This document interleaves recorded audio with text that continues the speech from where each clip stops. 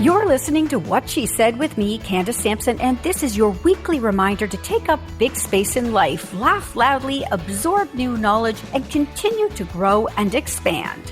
What She Said is your space for the big conversations that matter and the little joys that make life sweeter. This is where empowerment meets self-care and mansplaining has no seat at the table. So grab a coffee, get comfy, and let's jump into it because life's too short not to embrace the good stuff while we tackle the tough stuff. And she burst into tears because that's all she burst into tears. Right? But that's all she'd ever wanted to hear, ever. And that was the beginning of a huge change. And it sounds like an infomercial. It sounds so ridiculous, but the dad called me a few years later, also crying, but now he's happy. And he said, you gave us our child back. We got our family back. I'm like, no, you did it. This is not easy. I'm not going to say on this conversation is easy. This is not easy. And that kid won the empathy award in grade 12. Wow. Yeah. Isn't that crazy? It's a superpower. This is medicine. Though, if the whole world took this medicine, we'd be in a very different place, I think. That's Jennifer Kolari. And you know that manual you were looking for when your child was born? The one we all wish we'd been handed in the hospital? Well, I've found it for you. Jennifer is one of Canada's leading parenting experts. She's a sought-after international speaker, child and family therapist with practices in San Diego and Toronto, and the author of Connected Parenting, How to Raise a Great Kid, and You're Ruining My Life, but Not Really, Surviving the Teenage Years with Connected Parenting. Jennifer's advice also appears pretty much everywhere on morning shows and in magazines like Today's Parent, Parents Magazine, and Canadian Family, and through her own podcast, Connected Parenting. She is the founder of the CALM technique, which I honestly think should be mandatory for everyone to learn, not just for dealing with kids, but for all interactions we have with others. In today's show, we will dive into the CALM technique, connected parenting today, navigating the teen years, and how it's never too late to build those strong bonds with your kids. Yes, even if they're in their 30s, 40s, or 50s. Jennifer's powerful approach to parenting, based on the neurobiology of love, teaches us how to use compassion and empathy as medicine to transform behaviors and build emotional resilience. With her warmth, quick wit, and relatable style, Jennifer helps parents navigate the challenges of modern-day parenting. I can't wait to share this conversation with you, so let's get into it right now on What She Said.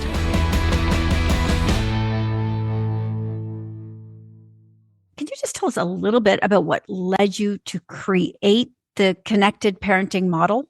Sure, absolutely. So it was a long time ago now. It was probably 30 years ago.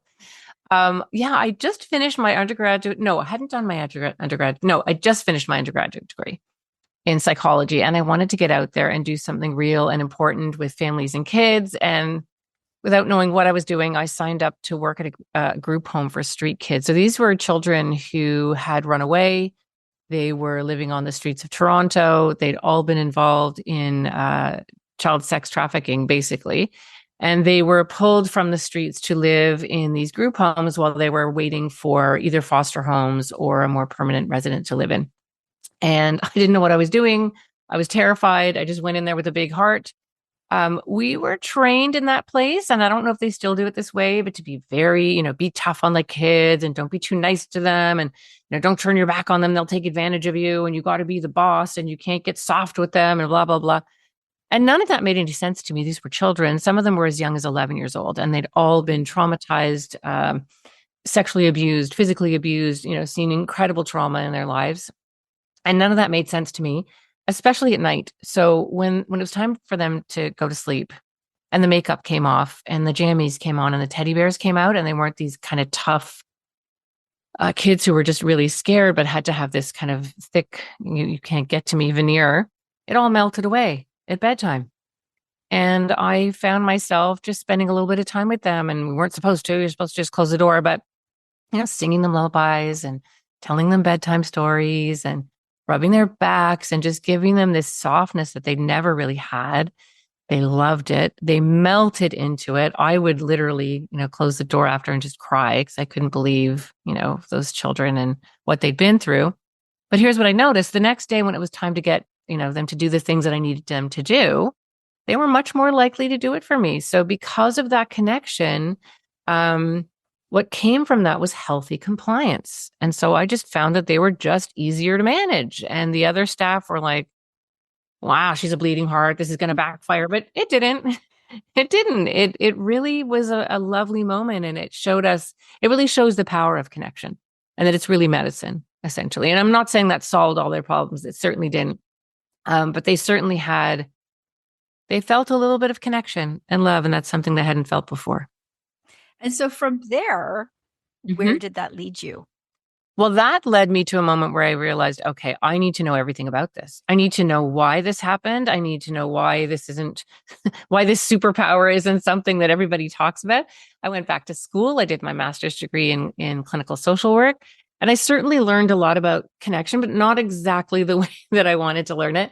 And I ended up working at a children's mental health center in Toronto. And that's where I learned, it's way too complex to go into, but a type of therapy called self-psychology, which is really about attunement and connection and the power of connection and how important it is and how important empathy is to mental health.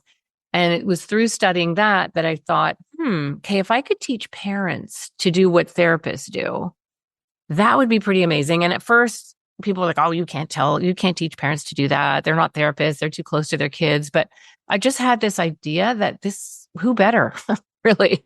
so, so connected parenting is really about teaching parents how to use therapy techniques to deeply, deeply connect with their children and use language and compassion and empathy as medicine, really as powerful medicine to soothe children from the inside out, to help them become more emotionally resilient, to help them learn to take, healthy risks, because you've got to, take risks to learn, and you've got to learn how to tolerate failure to learn. You can't learn anything without doing it wrong a whole bunch of times.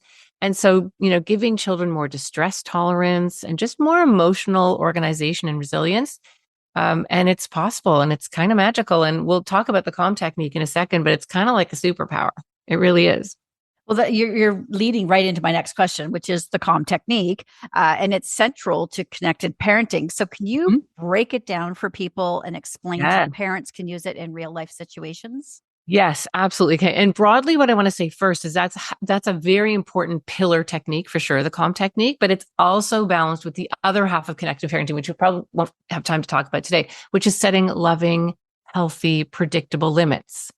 Because the frontal lobe, which is the part of the brain that makes decisions and choices and takes perspective and motivates and all of that stuff, it doesn't even grow really into fully until about 25. So I say to parents, you're not actually a parent. You're a substitute frontal lobe. That's your job, to motivate and organize and prioritize and do all that stuff. So setting loving limits is the other half, is the balancing half. So it's not just all about empathy, but they work together. It's a very balanced kind of nuanced thing, being a parent. Okay. So the calm technique, there's 4 things you're going to do. The C stands for connection. This is where you're going to use your body. You're going to use your face. You're going to use everything about you to demonstrate to that little person or your mother-in-law or your nasty neighbor, or whoever you're talking to, because this works on everyone, that you are showing up and that you are present and that you are seeking to understand before being understood, which is a really important thing. We forget that all the time in our lives. And put your phone down and just really try to take a second. Now, you can't always drop everything, but what you can do is look at your child and say, this is really, really important. I want to understand everything about what you're going to tell me, but I need to do this first. I need to put your sister down, or I need to whatever. I don't expect parents to be able to drop everything in the moment, but when you can show up, show up. So that's the first part. It also means taking your agenda. Don't talk to me like that. Give me 5 seconds. How come you can't ever, whatever we feel like saying, get your homework done. You're just going to park that just for a second. You get to bring it back, but you're going to start with connection.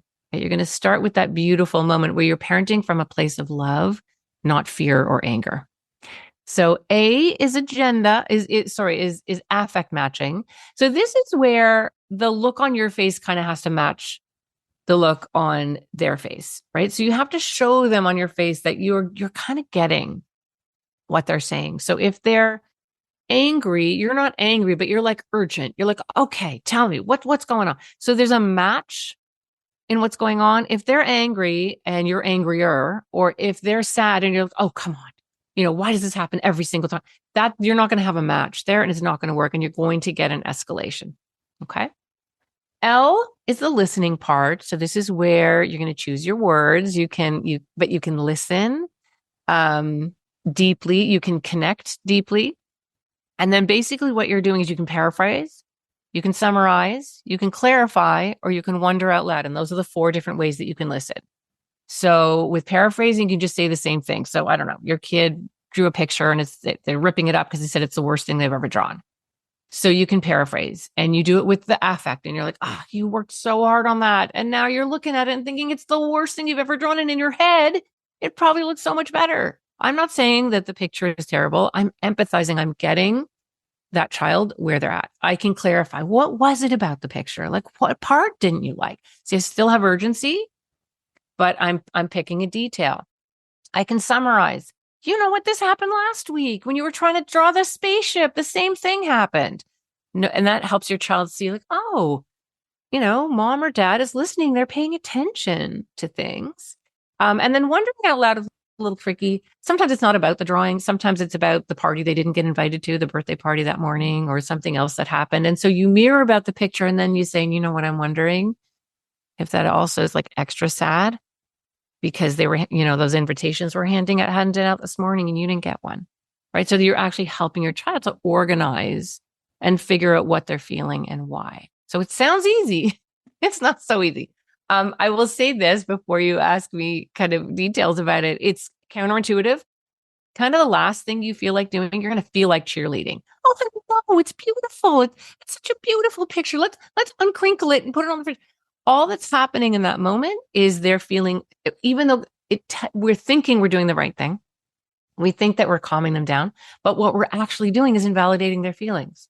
No, it's not. Don't put it on the fridge. It's the ugliest picture I've ever had. So the more you try to tell them it's not true, the more they try to convince you that it is true. And then what actually happens is they're now convincing themselves even more that it was the worst picture in the world. So you're actually escalating the child instead of de-escalating the child. So it's actually very counterintuitive. That's I'm just sitting here thinking this, as you mentioned, is applicable in not just parenting.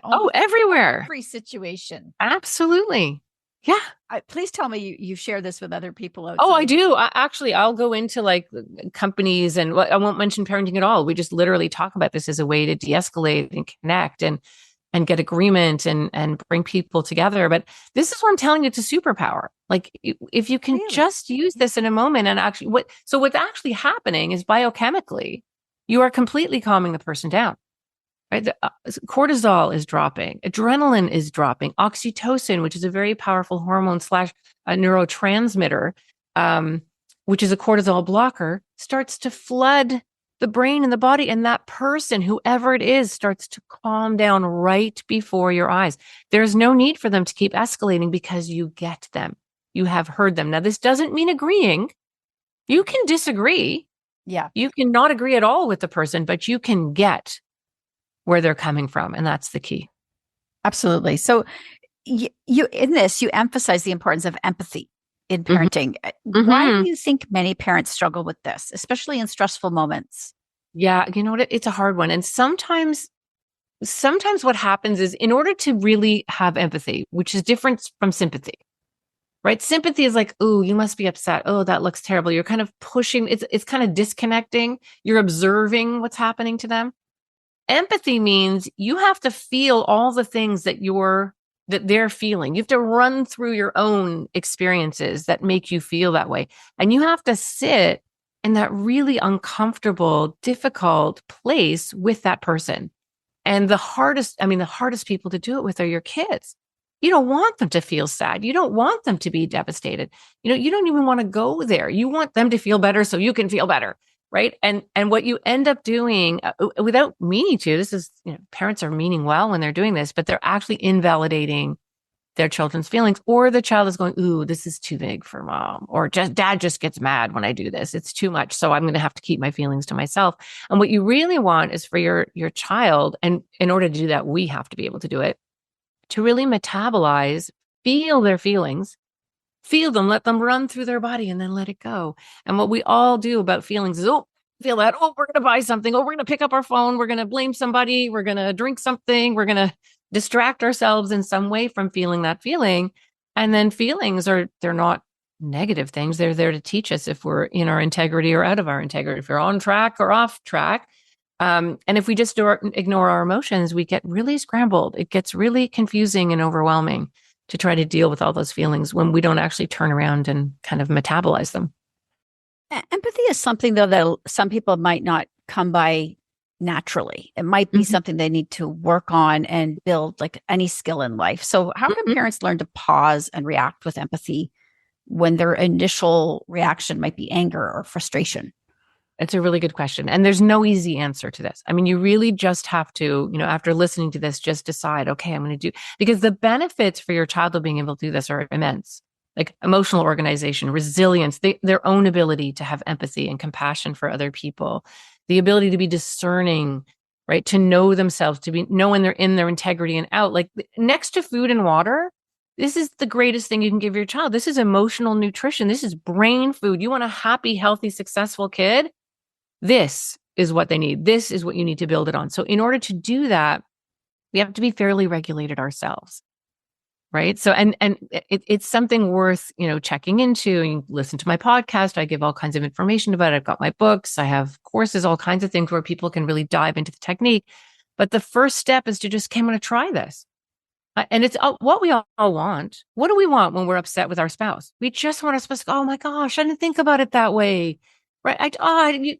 You work so hard. Like we just want to be heard. We just want someone to feel what we're feeling. Any fight you've ever had or argument you've ever had with anyone has been just escalating your point.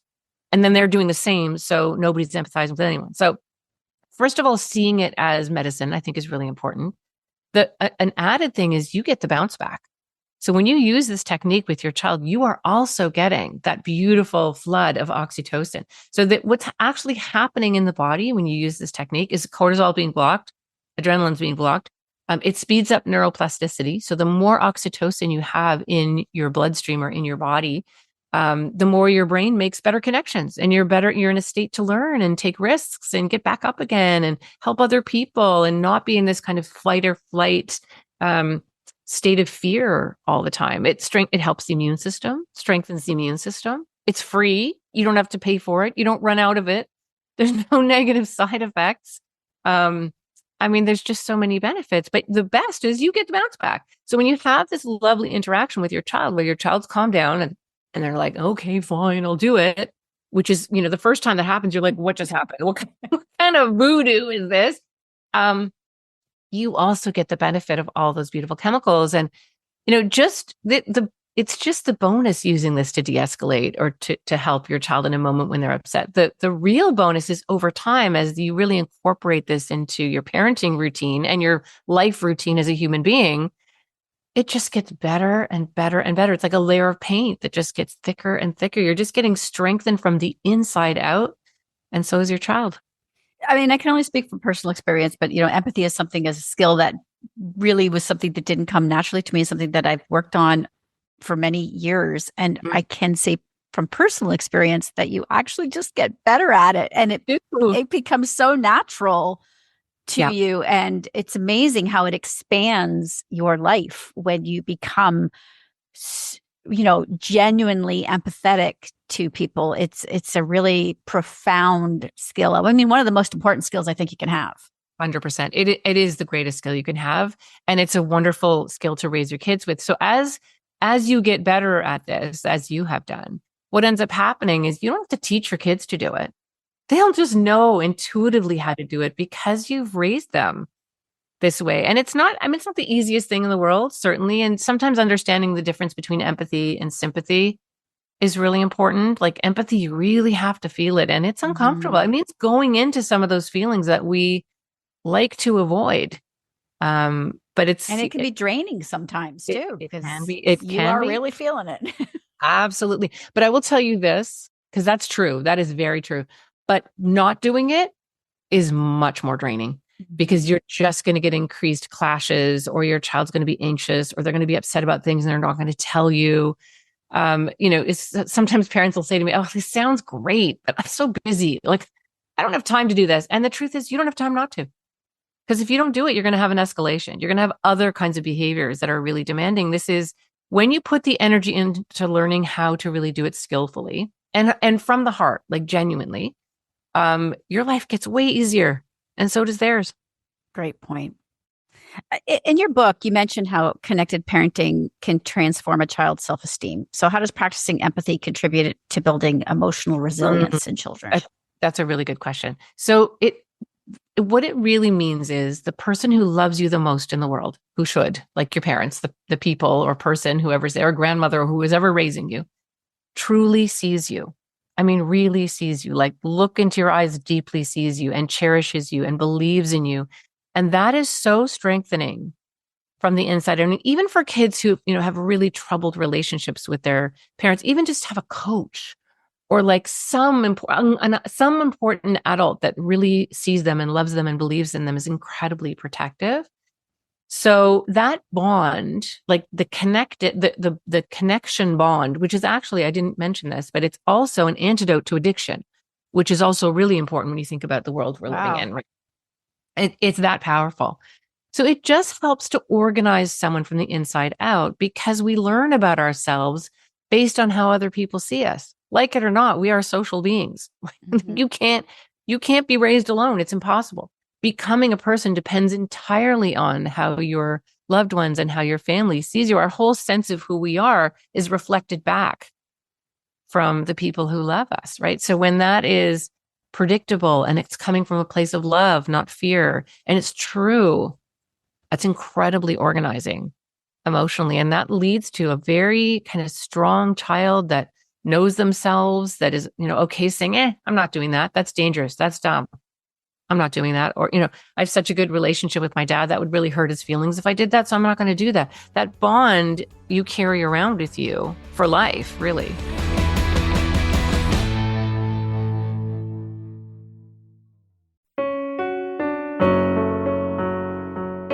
Hey listeners, I'm Christy. And I'm Melissa. And this is Buried Motives, where we dig deep into the details of some of the most gruesome dirtbag murderers. She said she enjoyed hurting things that can't fight back. Like if you were only to look at what she did later on and not know any of that history, she would appear like off the wall crazy. Oh, 100%. She struck him on the back of his head with a frying pan, almost killing him, and was hospitalized for a severely fractured skull. She fractured his skull. Wow. So the movie Tangled was right. Frying pans are dangerous. They are.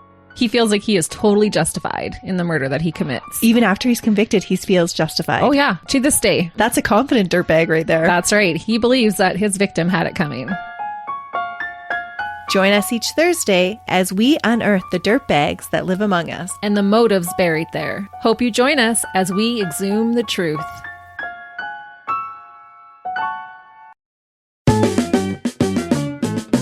Hi, this is Kate Davis. I'm a comic and a keynote speaker, and this is my podcast, Humor in the C-Suite, where I get to chat with the most prominent business leaders on how they use humor to create an extraordinary work culture. I'm going to ask questions so you can bring your authentic self to work. This podcast will shed some light or a tear of laughter on the influence that humor has in the corporate environment. So join me and a guest every week for Humor in the C-Suite. Join Kate Davis for Humor in the C-Suite on Apple Podcasts, Spotify, Amazon Music, or at katedavis.ca/podcast.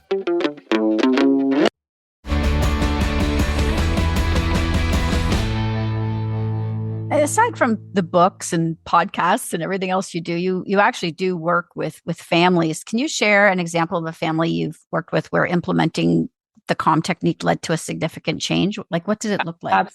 Absolutely. So there was a family I worked with. I mean, it's such a stunning technique. There's like a zillion that I could pull from, but one that really stands out for me is a family that I worked with. This is quite a while ago, actually, maybe 20 years ago or so. And it was a dad who somehow got my cell phone number, my direct number. And when I picked up the phone, he was just kind of sobbing and crying and really upset about his child, who was really aggressive and, kicking holes in the wall and screaming and yelling and needed to be restrained sometimes. Then I think that he was about maybe 11. The family contacted me.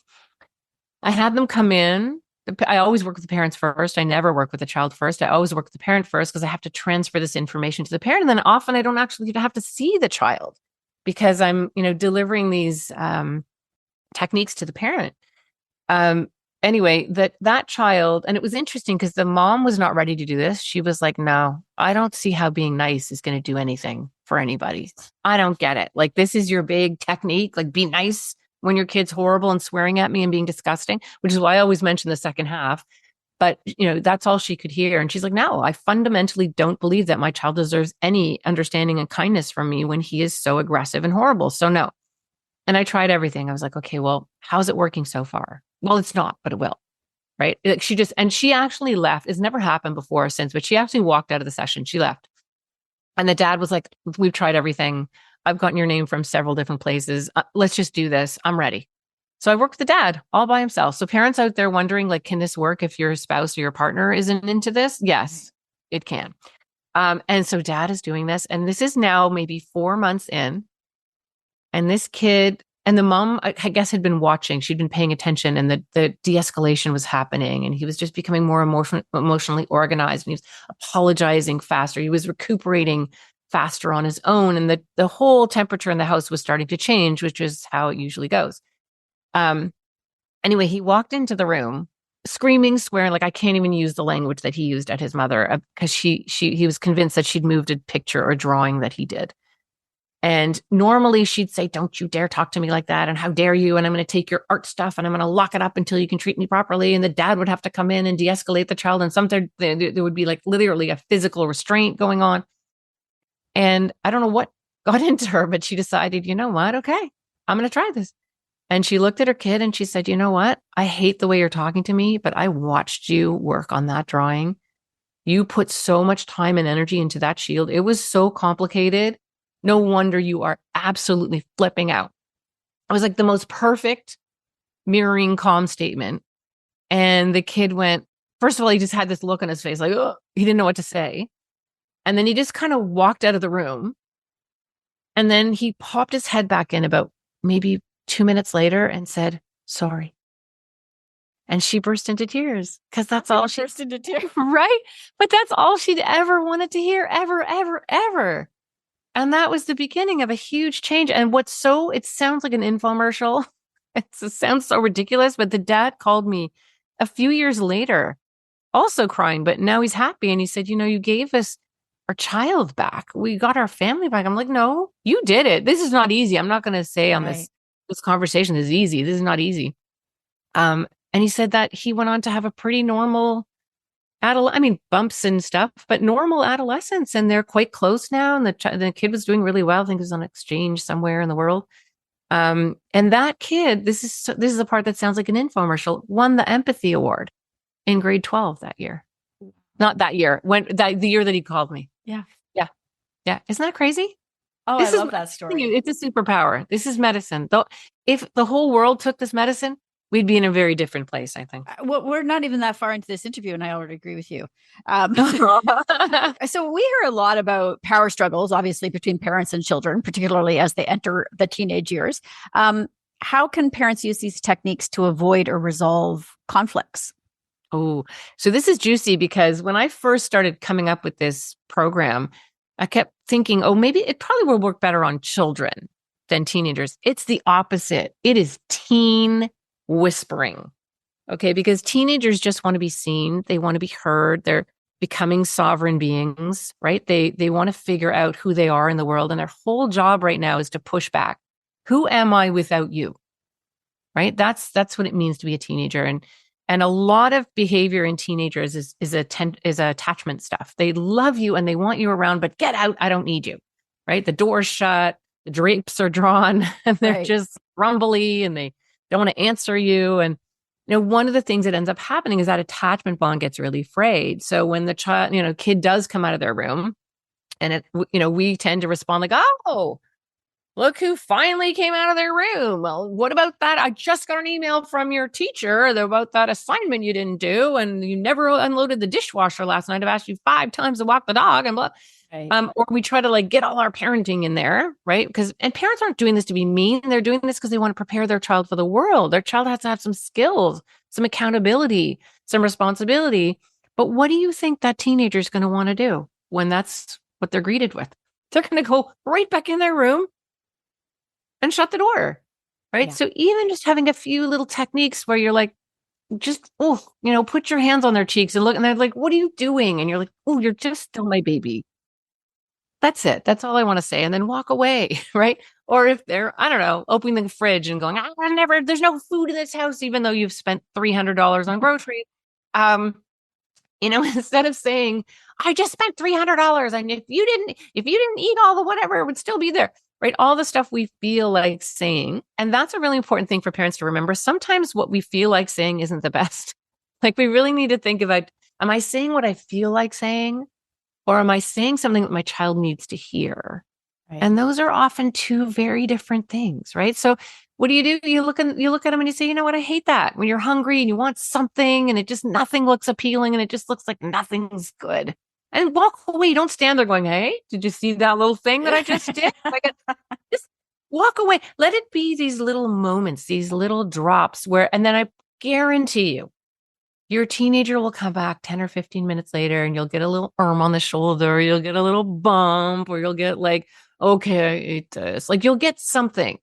Or my neck is sore. Can you just they might give you a little something.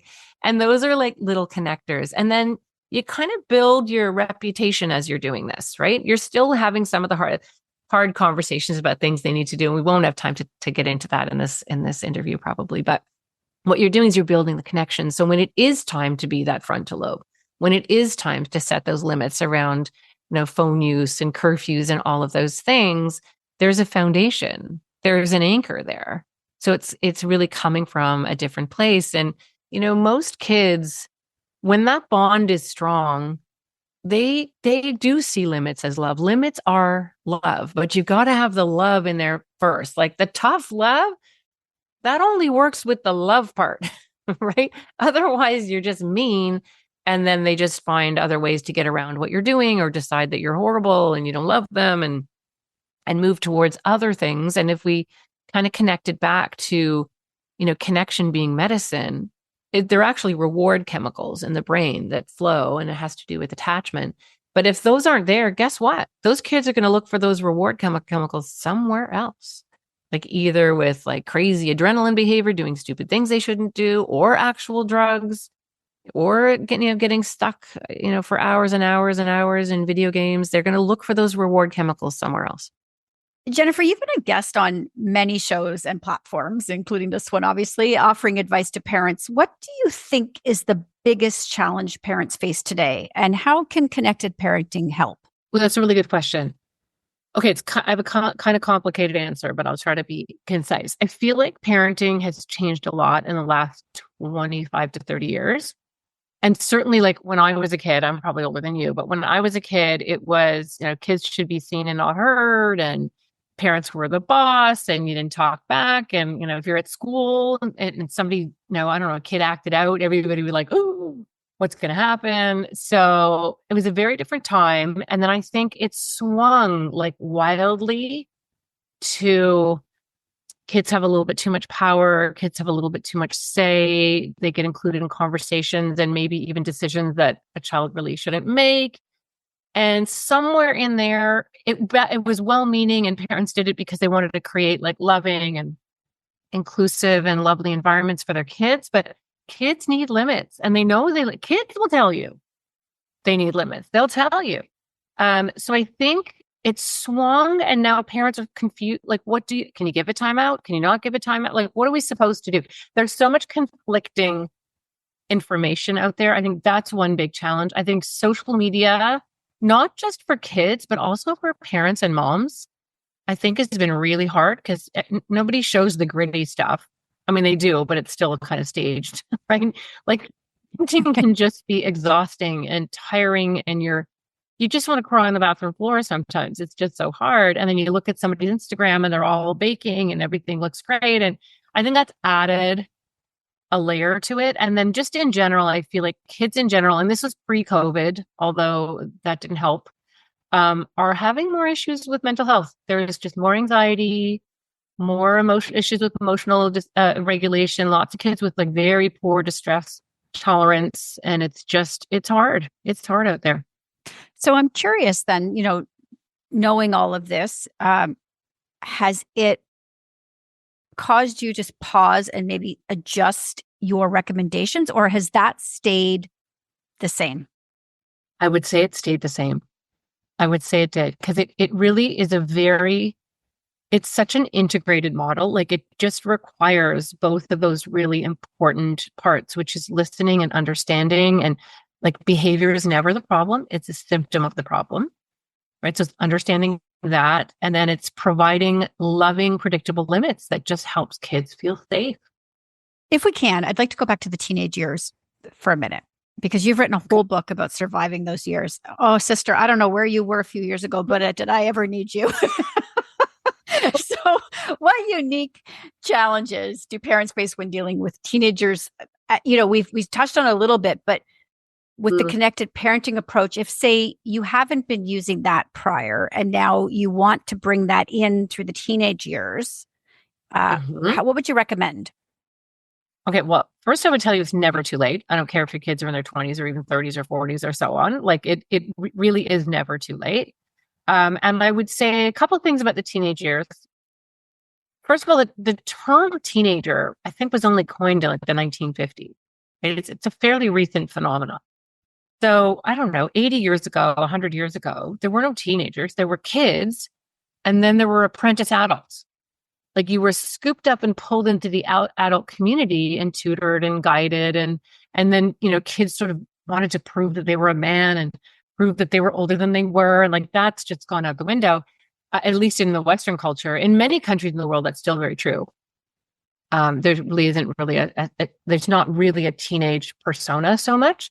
There's still teenagers who want to be included and accepted in the adult community. And really, when you think about the brain, that's how it should be. Right? Because teenagers don't have a frontal lobe that's fully functional yet, although they have this massive push for independence and I don't need you and I can do it myself, which is a challenge. And then the teenage brain is really different. Like there's more neurons in a teenage brain. Like there's just a different brain. It's sort of like the brain grows too much and then it clips and prunes and adjusts that brain for adulthood, which is why teenagers get super bored. They get much more bored than adults do. They're much more susceptible to addiction of all kinds. They have, they downgrade danger. That wouldn't be me. That wouldn't happen to me. I can do that and I'll be fine. I'll be safe. And I'm sure biologically it makes sense because, we were evolving, hundreds of thousands of years ago. You needed your strongest, bravest people who just didn't think anything would happen to them to lead the fight. But it makes things kind of challenging. So teenagers are different. And then I would say that most of those behaviors are attachment behaviors. Kids are pushing us away and closing the door and saying, get out, leave me alone, but also come back and drive me somewhere. It's like, go away, come here, go away, come here. And we get triggered as parents. How rude, I do so much for you. You give me nothing or blah, blah. And it's hurtful, right? When you've raised this child where they just come and sit on your lap and tell you everything. And now they're like, leave me alone. And the door slams. It's painful. And depending on your own issues and your own triggers, if you were, I don't know, bullied as a kid or your parents, you were neglected as a child, that your child rejecting you or what looks like rejection can be extra pain, right? So parents either try too hard or when that doesn't work, they get super demanding and they threaten their kids with things. And really the key is to keep that connection, to keep that baby play, that limbic bonding. Find times when they like to connect. Go for a drive with them. When they do come out of their room, instead of like, why haven't you done this? And what's that? Like, take that minute and just connect to them and really see them. And honestly, like seek to understand before being understood. It is literally like magic. It is teen whispering. I actually wrote that down. You said that at the top of the hour, seek to understand before being understood. I wrote that down. I think that is very powerful. In every single circumstance. Like unless you're at the height of danger and normal everyday things. It really is a much better place to start. I think people have probably been listening to this, and they want to know, where to start. Is there a first step? Should they, obviously not everybody can go into therapy with you. So if they want to start learning, and as you said, this often is the parents first, so you don't bring the child in first. Where should they start? Yeah. Well, that's a really good question. So I would say that, there's a number of ways that I've tried to prepare resources for families because not everyone can afford a one-on-one therapist. So there's a number of different ways that you can learn about the program, but that's why I do what I do with the podcast. I teach a lot in my podcast, right? You can go deeper when you come to connected parenting and you do our courses or you read the book, but I try to give as much as I can so that families just with the podcast can start to figure out what to do. And I actually start the podcast going through the calm technique again and slowing down a little bit and giving a little bit more detail. So I would say start there. If it all seems overwhelming, then just start with a little bit of the limbic bonding. Like just take half a second and look in your child's eyes, put your hands on their cheeks and just stare at each other for a second or catch them being good. Like just try a little bit to just slow down and not lose those moments. I mean, you were talking about your kids are past the teenage years now. My son is 30. My youngest is 20. And all of those years, it sounds so cliche, but it's going to be so quiet in your home and you're going to turn around and be like, oh my gosh, like, how is it over already? It's crazy. And, you kind of want to think about what do you want your kids to remember? Mm-hmm. That you were organized, that you got everywhere on time, Right. that you bought them these fancy things or you took on these trips. No, you're going to want them to remember how loved they felt. Right. It's those warm, beautiful moments. That's what's going to matter to them. And I really like that you said do this with your kids in their 20s, their 30s, their 40s, because I think a lot of times we think, well, it's too late now, right? The damage is done. I can't undo what I did. I can't change how I parented. And I think that message that you said is really powerful and hopeful, I think, for people to hear. It is. And it's also for older kids, it's a time when they may be preparing to have their own kids in the next little while. And just doing that will help them be better prepared and better centered to be good parents. Because our most important resource is kids, and we have to start growing happy, content, discerning, intelligent kids who know themselves, that they're going to turn into good adults. Yeah. One of the things my daughter said to me once that it was just really kind of caught me in the feels, but she says, I remember that this is your first time through life too. Oh, that's so good. And I was like, I get choked up every time I think about it, because that was true, that she recognized that I'm a human and I'm flawed and that I made mistakes. But I think there's power in showing your kids that you can also change at any point. Absolutely. What a wise statement. Wow. And it really is true. None of us, we're all figuring it out. Yeah. Yeah. It is one of the toughest jobs you will ever do, being a parent. And the responsibility is enormous. And if you happen to have a really strong-willed kid or a child who's not neurodiverse or disabilities or any kind of issues, it's that much more stressful to help get them through a life and be the best that they can be. Absolutely. So you co-host a mental health comedy podcast. What role does humor play in your approach to parenting, and why do you think it's such an important tool? That's a good question. We're on pause a little bit. We're taking a little hiatus, but it's a show where we talk to like well-known Hollywood comedians and talk to them about mental health. And the link is laughter also produces oxytocin, which is that really important feel-good chemical. And just, I always give these big answers, but there's a difference between pleasure and happiness, right? So buying things and, I don't know, being on your phone or like and whatever, drinking, whatever those things are, that gives you pleasure. But pleasure will always lead to some form of addiction, because no matter what it is, if it's sugar, you're going to need more of that thing the next time to get the same thrill that you got the last time. So it ends up being very different part of the brain having to do with the dopaminergic reward system and all of that. But happiness, totally different. Happiness comes from chemicals like oxytocin and serotonin and connection and hugs and laughter and being with your friends. And so the mental health comedy is really, it's a show about, we interview well-known comics and entertainers about their mental health, and they often, because they're bright and brilliant and because they can find all the nuances and all the interesting little funny things, the brain is brilliant, but it also can go the other way, right? It can also go into overthinking, upsetting things and making connections around distressing things. So it's often a very nuanced thing having a brain like that. So, and each show we talk about strategies. Like we make sure there's at least one or two like practical strategies at the end of the hour that you can use in your own life. I think it's absolutely brilliant. I mean, parenting is one of the most humbling things you'll ever go through. And so having a sense of humor about it is incredibly helpful for sure. Absolutely. It really is. It really is. So we've covered a lot today. I can't thank you enough for your time. Is there one key takeaway you'd like parents to remember as they strive to create those stronger, more connected relationships with their children? Yes. Aside from the connection piece, you always get to repair. Like if you walk away and think, oh, I blew it, don't worry about it.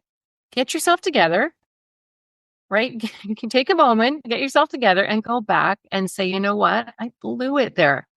That's not how I thought that would go. That's not how I want it to sound. Let's start again, right? And that's the greatest thing you can really teach your child, right? And it's so possible. And often getting it, having to do a repair is even more powerful than quote unquote, getting it right the first time, because it shows your child that you listen and you think about it and you replay things in your head. And I think that's really important. Jennifer, I can't thank you enough for this. I honestly can't wait to edit this and get this out. There are a few people I want to send it to immediately who are really struggling right now with the teens specifically. So great interview. And I can't thank you enough. I hope you'll come back again soon. I will. Thank you so much.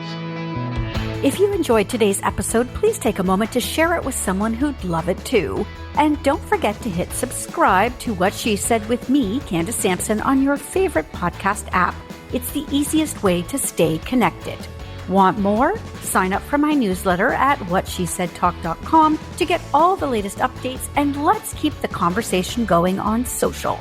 You can find What She Said on Facebook and Instagram, and you'll find me on Threads, TikTok, and Blue Sky at Candace Said.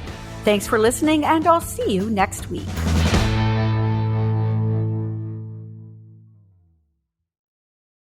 Do you enjoy talking about radio?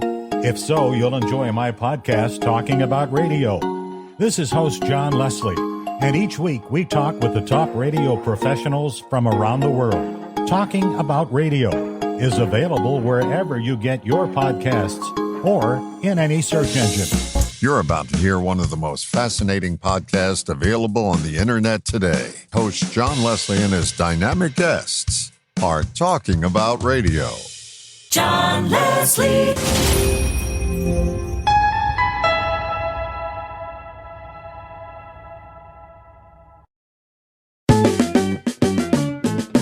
Hi, this is Kate Davis. I'm a comic and a keynote speaker, and this is my podcast, Humor in the C-Suite, where I get to chat with the most prominent business leaders on how they use humor to create an extraordinary work culture. I'm going to ask questions so you can bring your authentic self to work. This podcast will shed some light or a tear of laughter on the influence that humor has in the corporate environment.